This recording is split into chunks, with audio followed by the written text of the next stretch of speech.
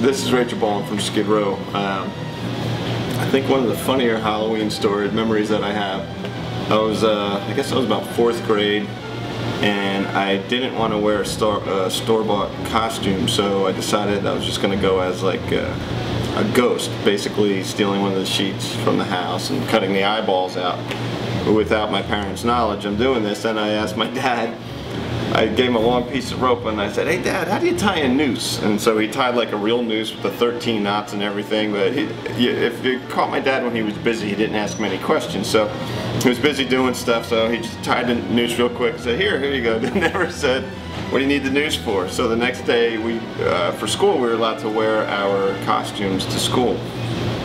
So I put the ghost thing over my head, and I put the noose around my neck and tightened it, and I put like all blood around the mouth and around the eyes. And that's how I went to school. And as soon as I got off the bus, my teacher saw it and freaked out and called my parents. My parents had to come to school and get the noose, and they had to sit us down in the office and all this stuff. So I inadvertently got my parents in trouble. If there were social services back then like there are now, I'd probably have different parents. But they meant well. A scary story that happened to me one time when I used to live in New Jersey. I had a studio in the basement of my house, and I was recording some stuff. I can't remember whether I was recording my own stuff or a friend's band, but it was recently. It was about a week after one of my best friend's dad passed away, and I was pallbearer at his funeral. Well, we were in the studio late, and everybody left.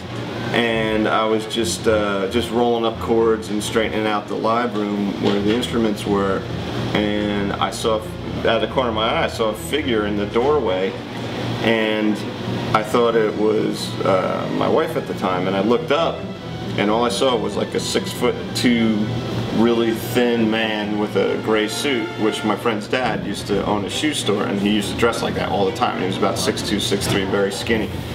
And I just looked up and I totally saw his frame in the door. And I was just like, I didn't know what to do. And we used to call him Cordy, and I just go, "Cordy?"